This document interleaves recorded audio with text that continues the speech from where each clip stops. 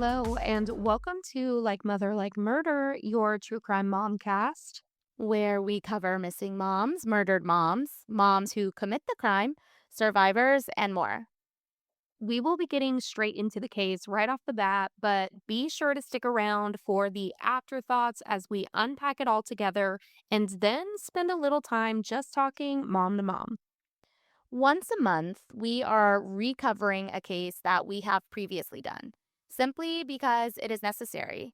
As we grow as a podcast and as podcasters, it's clear that some of our old stuff needs work and deserves a second chance.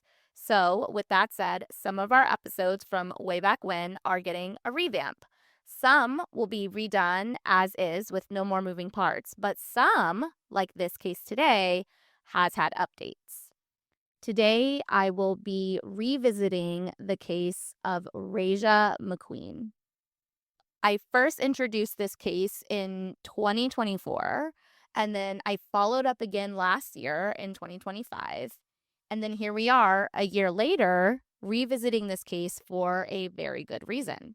Well, let's just talk about it every single year until everything is resolved and all things are out in the open. I really hope, though, that this is the last year I have to talk about it. And it's interesting that you say that because I don't necessarily consider myself an optimist. But the fact that there has been an update in this case, it definitely is keeping my faith alive and is exactly why we revisit these because we do not want to lose this momentum. Right. I love that.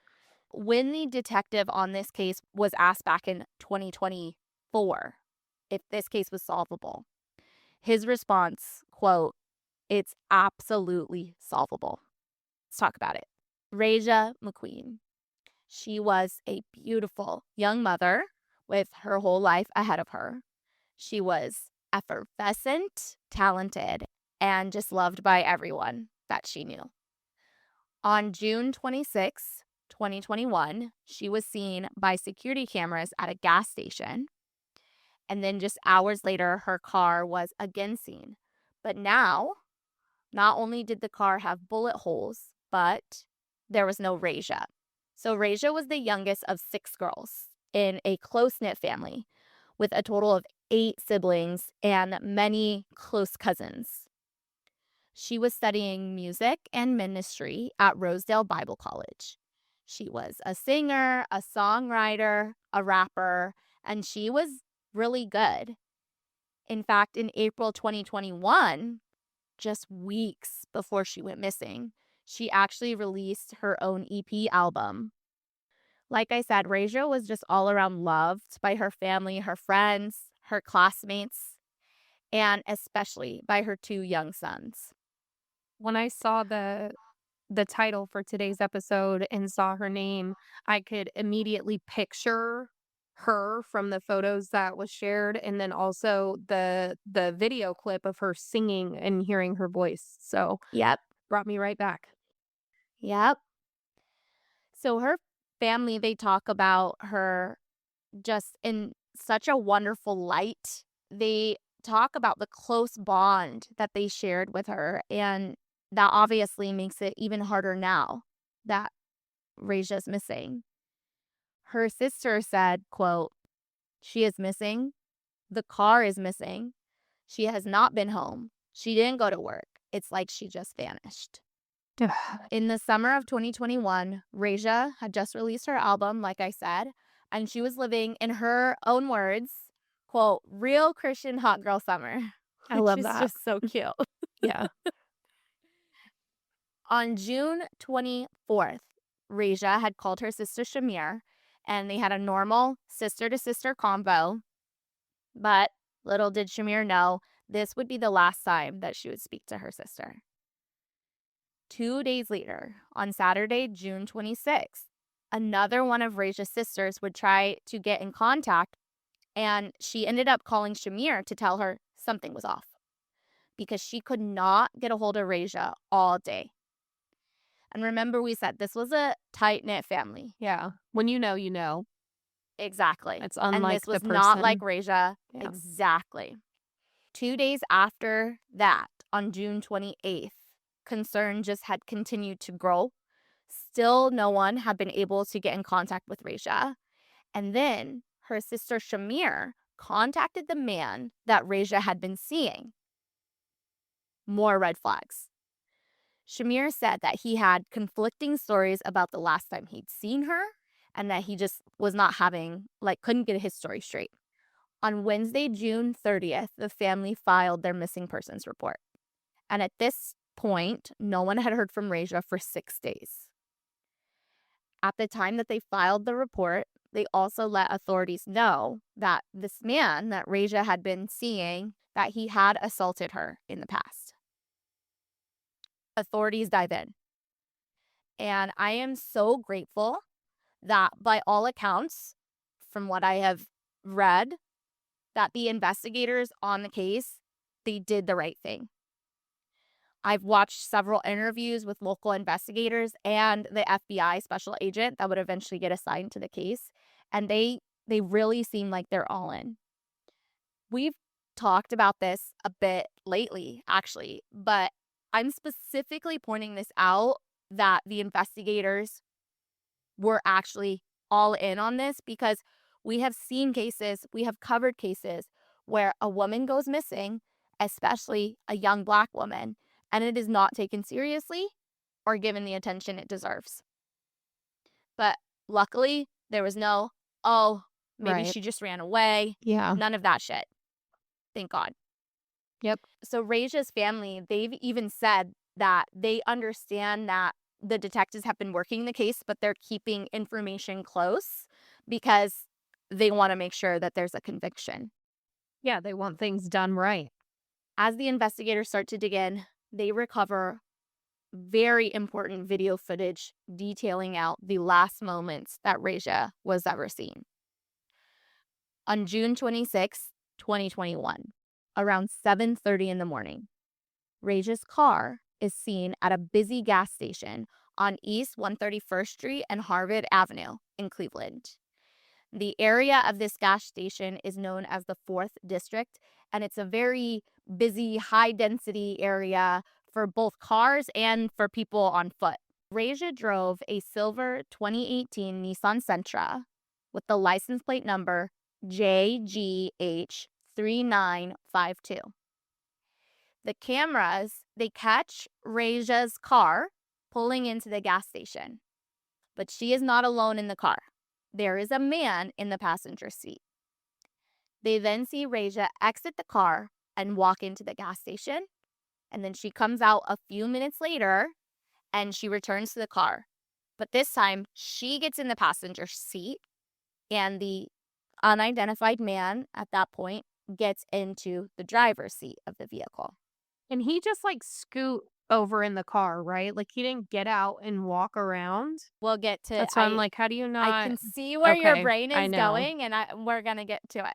Okay. Cameras then pick up the car again, 11:40 a.m.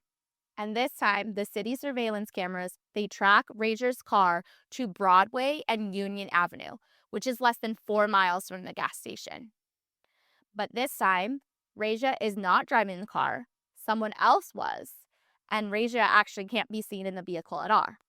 But of Yeah. course, we don't know if she's ducked down in the backseat, whatever it is. We don't know, but they do not see Raja.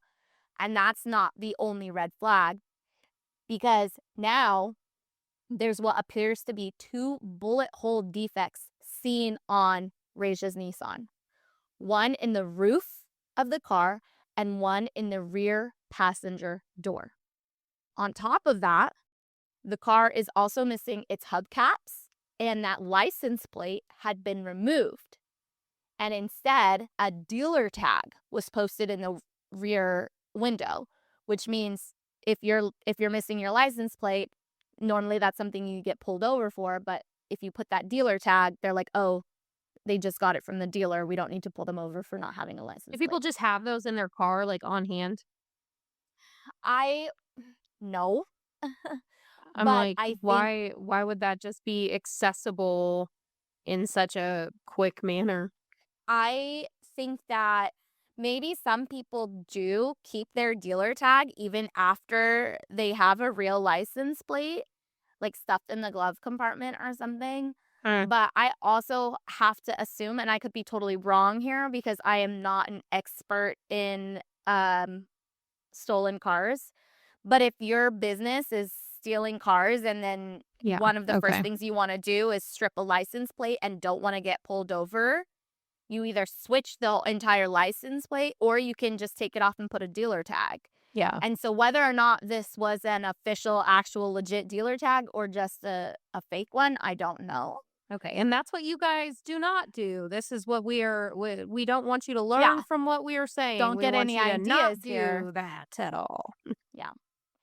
So in addition to the hubcaps missing, the license plate gone, but a dealer tag there, there's also a window missing, but from the camera, they can't tell if at the time it was just rolled down or it was like shattered out. Cleveland police and the FBI, after this, they also completed searches by air, including drone and helicopter. They issued several search warrants and they interviewed multiple people, canvassed the area. There's rewards out for information, all of it. Unfortunately, though, the updates to Raja's case were really minimal for years. One thing we do know, though, is Shamir, Raja's sister, she saw the surveillance video from the gas station and she did recognize the man in the car. She did say that is the man that Raja had been seeing. Okay. I feel like I do like after I asked that question, I do remember that part, but it was like driving me Mhm. crazy in that moment because like, Mhm. okay, well, someone's with her. Like, Exactly. She's not alone in this. Yeah. right. There are people there. So this man was identified and interviewed by authorities at the time of the investigation.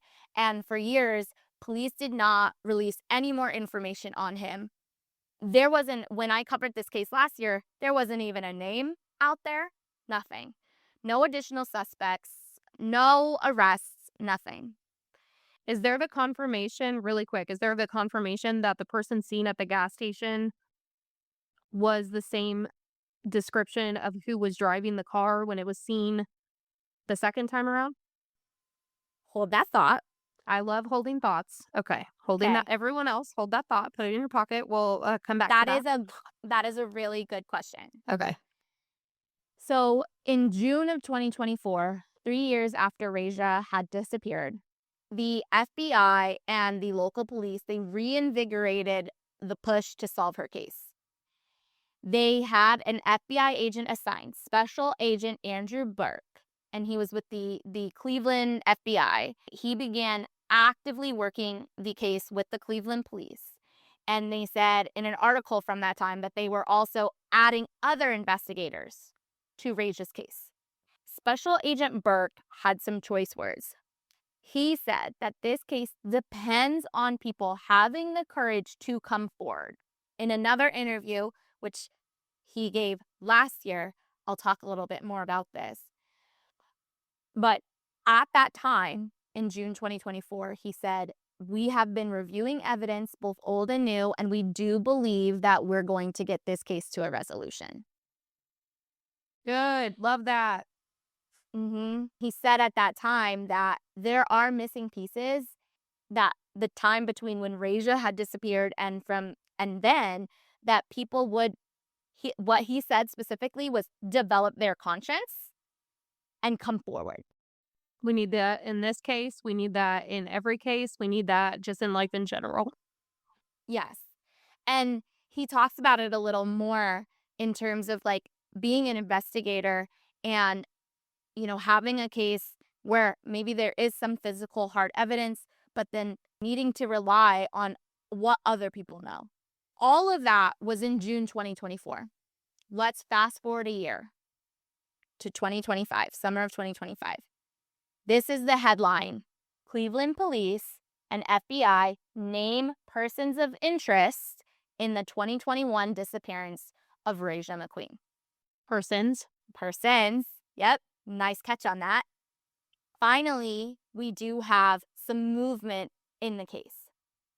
So the same FBI special agent, Andrew Burke, now says, quote, "I think we are closer today than we ever have been.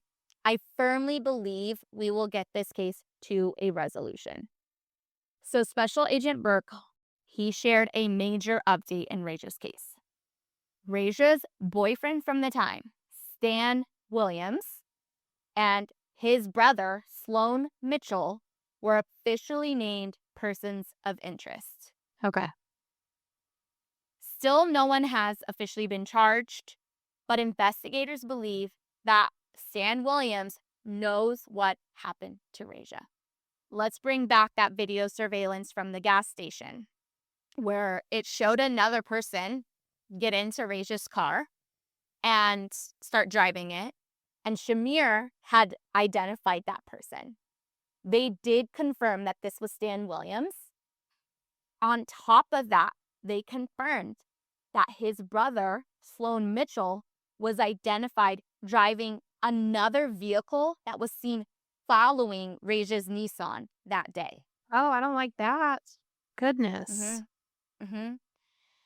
Ugh. But when Williams was questioned by investigators, he stated that he actually ended up dropping Raja off at a gas station in the Broadway Union area, which, if you remember, was where the car was picked up that second time on the video, but now it had bullet holes. Right. Investigators have still not been able to recover Raja's car. They are pretty sure that at this point, it's probably been like stripped for parts and all of that. The other very unfortunate thing is they believe at this point, in all likelihood, Raja is no longer alive. Mm-hmm. What they told interviewers is, I mean, they knew what type of person she was. She was close to her family. She was a mom. That was just not the behavior of someone like Raja to just go radio silent. Right. Raja's family deserves answers. Yes. I mentioned this the last time we covered this case, but this family has been through it. Like I said, they were a close-knit family. There was 8 siblings, but Raja actually was not the first to be a victim Yeah. of an unsolved case. They had a brother who was murdered in 2019, and as far as I can tell, that case is also still unsolved. On top of that, in the summer of 2024, Shamir had shared with local news that their mom was battling cancer, and she really just wanted more than anything to make sure that her mom would have answers. Yeah. And Raja's 2 sons. Shamir had said that obviously the boys are still impacted by their mom's disappearance and heartbreaking. They still hold out hope, and they tell Shamir they want to give her a big hug and a kiss. Yeah. Holding on to that, of course, is so important. But like you said, this whole family, like, they deserve answers. They deserve to know what happened. It's very evident they're not going to stop until they do know all of that. But Oh, yeah. I mean, hopefully naming suspects is exactly what's going to be the push. Even if they, and this, allegedly, well, whatever I need to say right now, even if they're innocent, even if they didn't have anything to do with it or someone else, hopefully being named a suspect is going to get them to start speaking or tattling or ratting someone else out, because it's very clear that in that time frame, you guys know something that happened, Exactly. And we'll talk about the time involved frame a or little not. bit. That's right, because and we actually talk about this a lot in Missing in Hushtown, where you don't want to just let things go cold, because Hmm. if you keep bringing it up, just keep pushing the button, people are going to slip, Yeah. people are going to mess up, or people will finally Turn on each other. turn on each other, grow a conscience, something. Yeah. You want to stir the pot. Poke the bear. Yep. Yes. Rajah was 5 foot 6 inches tall and weighed around 130 pounds. She had dark hair, dark eyes, and she had a pierced nose and pierced ears. She had tattoos. She had a half sleeve. She's kind of a badass. She had this half sleeve woman holding a cross on her left arm, butterfly on her chest, tattoos on her right shoulder, on her thigh.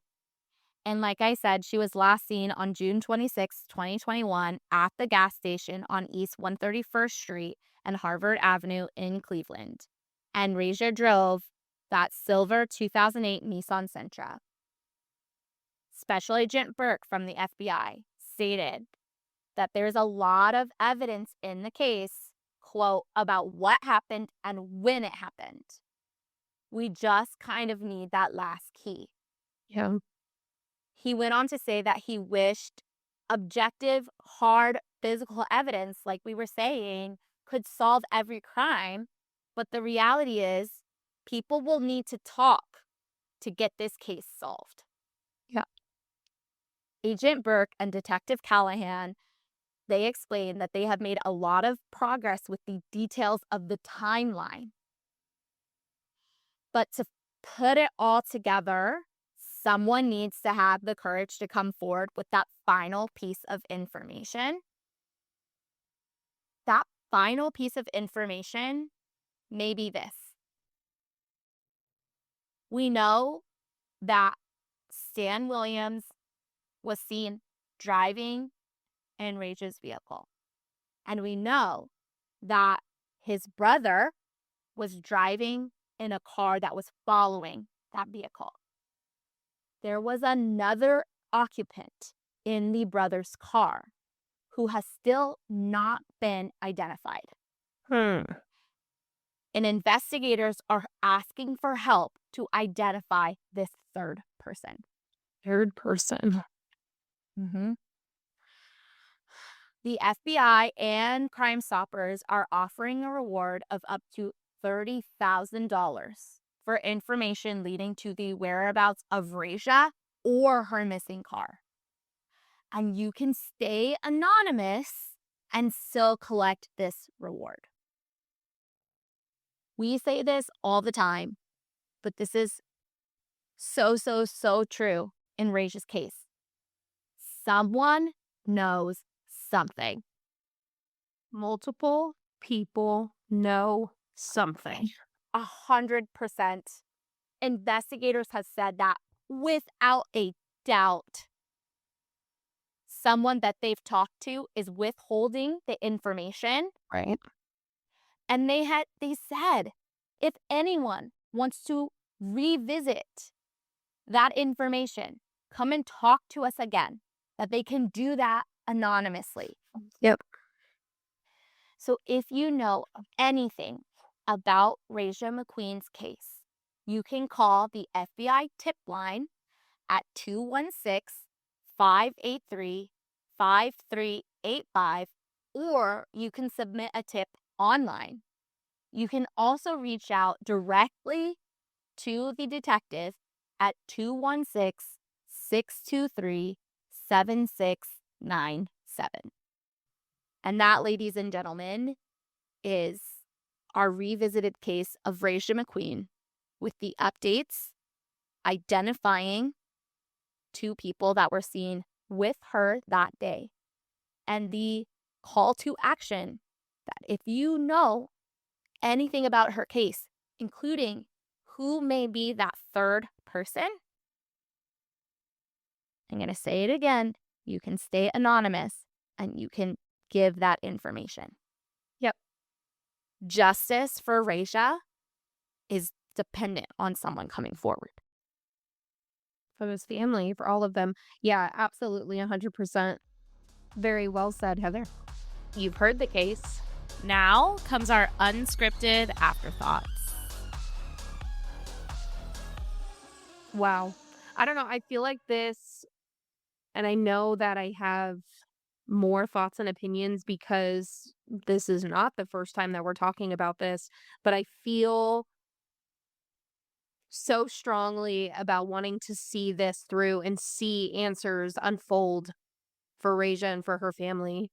this is just especially when you're talking about the people who were with her, the time frame, the just and then you brought more people involved, and it just makes absolutely no sense that there has not been kind of more uncovered. I try to calm or seek patience in my own mind because I'm like, okay, there must be something you're holding on to, but I Oh, want to know what that is. I guarantee you, I mean, just based on that most recent interview that I watched, which had the FBI and then the Cleveland, the, like, local Cleveland, detective, they have info, Yeah. and they are keeping it close to the chest, and I think that's strategic. I think that they probably knew Stan Williams and Sloan Mitchell. I think they knew their names because Right. Shamir pegged it a long time ago. But I wonder if they just didn't release that information because they were working on another angle. But I think that they're to the point now that they're like, we got to stir this pot. Yeah. We got to stir this pot. And identifying that third person. And kind of like you said, I really hope it's one of those start Spidey Man pointing fingers at Right. everybody and Right. just fucking turn on each other. Yeah, Like, I I better don't say care. something before this other person says something or Exactly. when did you I know you said summer of last year, but when were the suspects named? Last summer. So it was just So this okay. is the thing. So Raja disappeared in 2021. They worked the case for a while. It wasn't until 2024, I Yeah. believe, that this special agent really started working the case, and they brought on new people, and then I think that that really reinvigorated stuff to the point where they, like we said, I mean, the surveillance footage had been out there for a while, but I think the official identification and all of that jazz that was done 2024 when they had those, I mean, I don't know. Obviously, this is my Right. guess. But then a year later, basically in summer of 2025, that's when, because before summer of 2025, his name was never out there. Mhm. I did my darndest to try to find the name of the boyfriend, but his name was never out there. And last year in the summer is when they finally named names. And they said they are officially persons of interest in this case.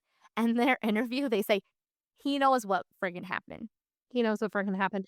I love and I know this happens all the time that this is not a rarity, but it's nice when you see this, when you bring a new set of eyes into an investigation Exactly. and they put their time, they put their effort that whether it's by themselves, whether it's bringing in a team, however they're going about it, and they come to this thing and again, how you said it just now, like I don't know for a fact this is exactly what happened, but this is me inserting myself and making assumptions right now is you get to a point that you say, "Well, you guys tried for years.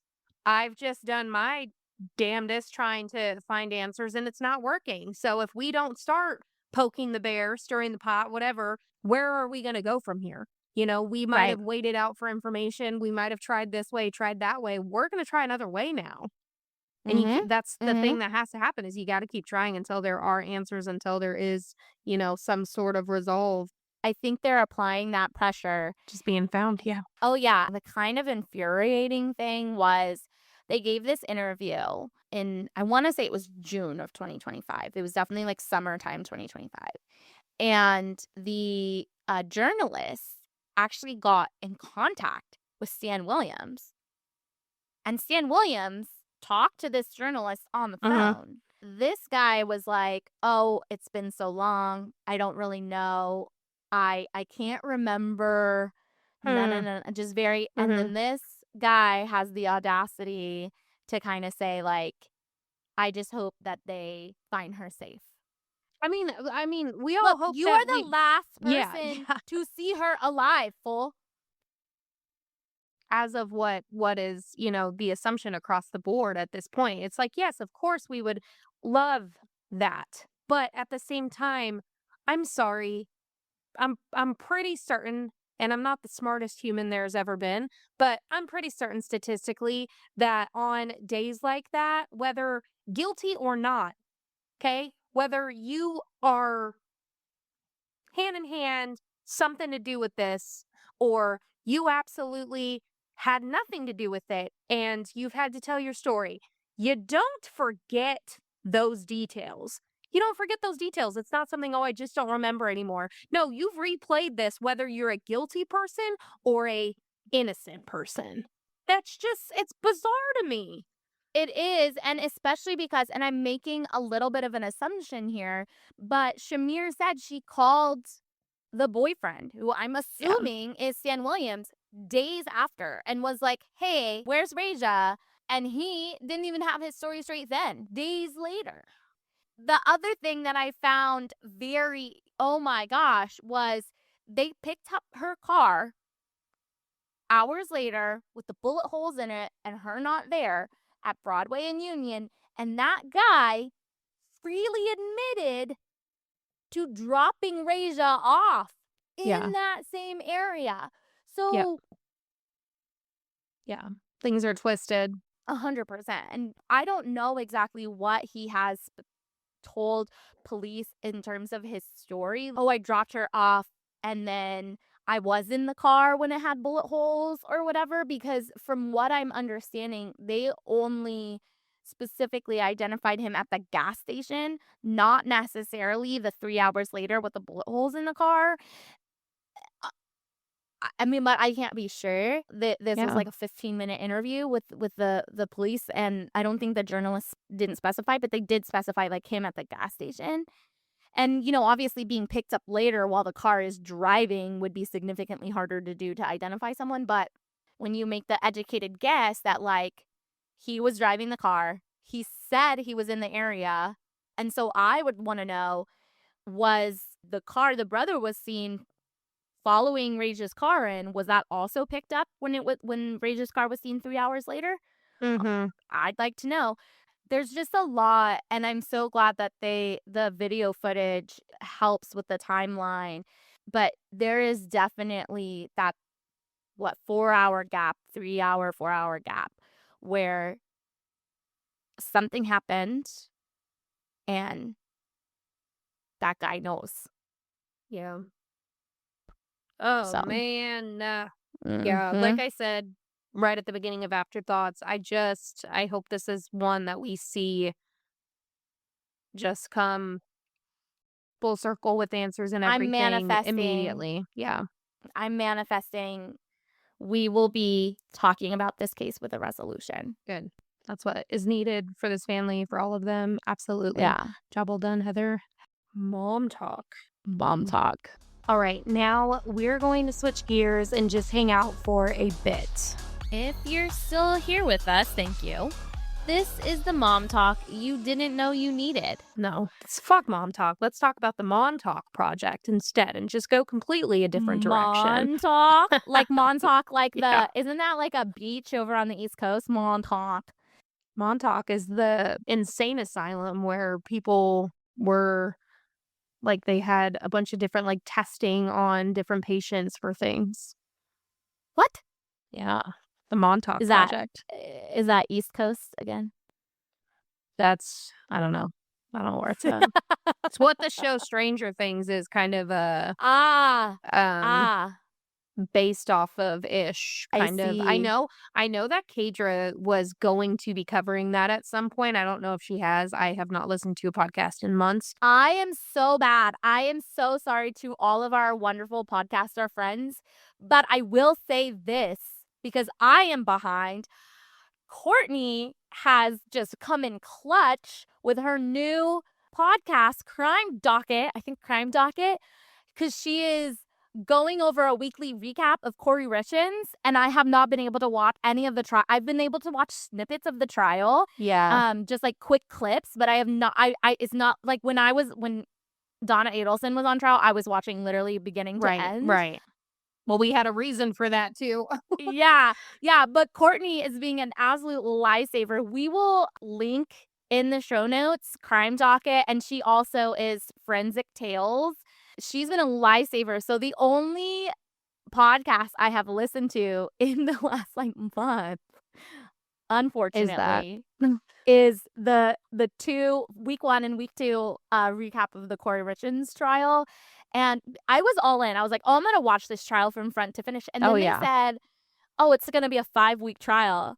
And I was like, "God damn, You're why do like, I have to "Dang it, have a I must full-time live job?" my life." I know, I know. We need to retire you so that this can be your job for sure, especially because you know damn well, as this is a revisit case in itself, that will definitely be one that you'll be doing at Huge, some point. huge. So, Yep, I do yeah. know I've just seen, images or video clips of her face during the trial, and Does it fill you with rage? it's just like when you know, you know? Yeah. And Well, she and was it's driving crazy me because, like, crazy. we covered that a while ago. Mhm. Years ago, right? It was crazy because I was listening to the recaps of the trial. One of the things she was recapping was when they had a forensic accountant come in and explain just how bad Corey Richards had been with our money. And I forgot that she was like millions of dollars in the hole. The highlight though was when Corey Richards boyfriend, who we did talk about in an update how Mhm. she was seeing someone that he came on the stand, and apparently it was just like an emotional mess. Like the guy could barely keep himself together crying so much. And I was just like, what the hell? So Yeah. it's going to be a whole thing. It's going to be a whole thing. That will definitely be another case revisited for Yeah, sure. For sure. absolutely. Just thinking about him, I Hmm. just keep hearing the question where it's just like, "What did she ask you?" And he's like I felt like he was trying so hard to, like, beat around the bush, and he's like, "Well, she asked me if I've ever killed anyone Killed before." someone. Yeah. And Just it's like, and how did that make you feel? And it's just like, yeah. It's "Hey." just like, what the fuck? But then again, It's you know how my brain works where it's like he was military and he was, away overseas, and so that question, there could be other reasons, I guess. I don't fair. know. I don't like to give people the benefit of the doubt, especially when, like I mentioned 2 seconds ago, when you know, you know, you know. Oh, yeah. So, Yeah. it's so frustrating. That's crazy. I need to see what ends up happening there. And I didn't even know that Courtney was doing that because I live in a rock currently, not under, inside of it. The only reason, Just a because I'm problem. so, you guys, I have been so bad. It's been a year. It's been a year. It's March, and it's been a year. Between work life, mom life, all this other stuff. You know how like my favorite thing used to be like, okay, kids are down. I'm going to literally decompress on my phone for an Yeah. hour and just scroll, Mhm. doom scroll, whatever. That's where I would be like, "Oh, I wanted to listen to this or I wanted to do that." I haven't even been able to do that. The only reason was because I happened to have like 10 minutes waiting for at a little league game this last weekend, and I saw, because I'm not thought I wasn't, I should do it now. This is how bad I am. I follow Courtney, I follow Forensic Tales, and then there was just a snippet. Like I think she posted it on a story that I just happened to be lucky enough to catch because I don't catch everyone's stories, Yeah. that she said I'm covering Corey Richards, and I said, "Boop, done." Like, Good. that's amazing. So, Yes. and then I didn't even think about it until yesterday. The girls were down. I had put the girls down and I was like, "Oh, I have to fix my broken nail." And I was like, "You know what? While I do this, Yes. Put multitask. it on. Let me listen to this." It's Because that otherwise I background just have noise. no time anymore to like Mhm. listen to stuff, watch stuff. It's crazy. Yeah. It's absolute bonkers, Well, but that means you need to go to the gym. Is that what that I means, is you do. haven't been doing your gym? Because So, that's when you would that is listen as part of the well? problem. I went yes, I did go to the gym, but I have been listening to music a little bit more, which I used to only do podcasts. I've been listening to such, like, old rap shit right now, like, I am I back in love the it. '90s, like, hood rat shit, like, Hell yeah. Hell yeah. crazy. The other day, I was listening to Genuine, I and I was like, That's so uh." funny. Or, like, beat the bump, bump every once in a while. Did I tell you this story about how Omarion sometimes comes to my gym? Yes, you did. So every time, I mean, it's only happened like a handful of times, but when I go into the gym now, I'm like, "Ooh, I should put on some B2K." So funny. Yes. But I actually haven't been able to go to the gym, and this is why, and really also shows how old of a lady I am. I'm pretty sure I have sciatica. I literally have to get up, like, holding my back like an old woman, and Yeah. I'm just like, "Great, I turned 36 and now I have sciatica." Like, what the Have you ever heard of fuck? 40-year-old shoulder? No. Okay. So with you saying like, "Oh, I turned this age and now I have sciatica," we're just doomed. There is no other explanation. I was Uh, watching this show called Younger, which I didn't even know was a thing, but I started watching it and loved it, by the way. Everyone go watch Younger. But there's like a point where she's like, "Oh, you just have 40-year-old shoulder." She goes, "What the hell's 40-year-old shoulder?" So I'm laughing. So I Google it and there's all these like friggin' posts about people talking about their 40-year-old no. shoulders. And I'm like, I don't want to know there's something called 40-year-old shoulder. Like that I is already have bizarre to it. me. So I exactly. already I'm have like it. sciatica, 40-year-old shoulder, every other issue there is, it's fine. Both of us, just from the years of A, sports, Hmm. B, I think that part of this sciatica thing is just like after you have children, your hips, your spine, all that is just never going to be the same. No, definitely not. And then on top of just like getting older, I feel 40, like my body. Take that back. Okay, fine. Shut I your feel face. 36. 39 and a half. Don't do it. Don't do it. Do not age yourself anymore. We are done. We are done. Sorry. Okay, okay, Um, okay, okay. yeah. All right. That is crazy. Talking about ages, this is just besides the point. One of my best friends out here, we were driving. She just bought a house and we are driving to go visit. It was me. And they were both on the podcast with me before, Becky and Onita. And driving out there, and Becky out of nowhere goes, "Oh my gosh, Onita, what are we gonna do for your birthday next year?" And I was like, "Her birthday just passed. Like, her birthday is 2 days after yours." I'm like, "Why are we even Yeah. thinking about that? I can't even think about tomorrow. Like, what are you talking about?" She's like, "Yeah, but it's a big one. She's 50." And I was like, "No, she's not. I'll stop this car in the middle of the road. She's not 50." She was like, "Rachel, I'm gonna be 50 next year." I was like, "No, you're fucking not gonna be 50." I don't know why that just blew my Yeah. damn mind. It's Ugh. you know, You guys aging, am I right? it's a thing. It's a thing. You are right. You are 40-year-old right. shoulder, am I right? That's 50-year-old gonna be our birthdays. shirts. You're gonna have a shirt that says sciatica, am I right? Mine's 40-year-old shoulder, am I right? Yes. And on the back it'll say poke the bear and stir the pot. What did we used to say? That's always the thing we said. That's gonna be our next shirt. Yeah, and then we don't ever make them. So Yeah. It's okay. someone We'll make someone one with tell me. all of them on there someday. Just Yeah, a we'll do quote that. LMLM quote shirt. Yeah. Just down the The back, just best stuff. everything. What A are our totally best quotes? unhinged shit we've ever said. Yeah. Which the number one is Wine bucket. why I'm bugging Bezzy. I was gonna say, I'm fine. I'm fine. Everything's fine. Like, because that's fine. I'm burning. Just kidding. Okay. That's enough of my psychotica. Sciatica and psychotica. Hand in hand. Can't have one without the other. You're both. We're both. We're both. It's fine.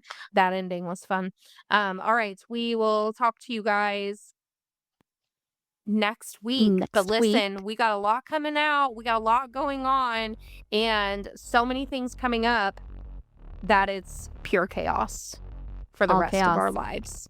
But all good things. All good chaos. things for podcast related greatness. Love it. All right. We will talk to you guys next Tuesday. Okay. Love you. Bye. Okay, love you. Bye.